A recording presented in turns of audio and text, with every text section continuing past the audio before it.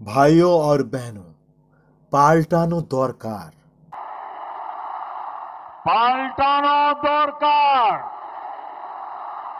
পাল্টানো দরকার, পাল্টানো দরকার, পাল্টানো দরকার, পাল্টানো দরকার। তো কেমন লাগলো তোমাদের এই স্লোগানটি দেশের প্রধানমন্ত্রী নরেন্দ্র মোদীজির? আমাকে তো খুব দারুণ লেগেছে, জাস্ট ফাটাফাটি। মালদায় মোদির সভা থেকে এমনটাই স্লোগান আমরা শুনতে পেয়েছি। বাংলায় বিজেপির নতুন স্লোগান যেটা ছিল, বাঁচতে চাই বিজেপির তাই।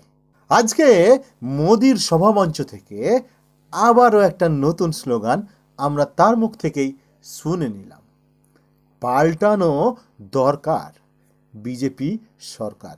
হ্যাঁ, বাংলার মানুষ এই স্লোগানটাকে মাথায় গেঁথে নিন, মনে গেঁথে নিন।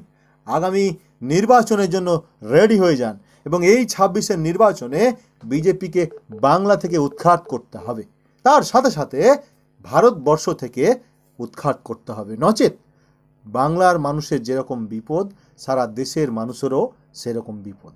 এই বিপদের কথা মাথায় রেখে এই বিজেপি পার্টিকে সারা দেশ থেকে উৎখাত করতে হবে। ভালো থাকুন সকলে, জয় বাংলা।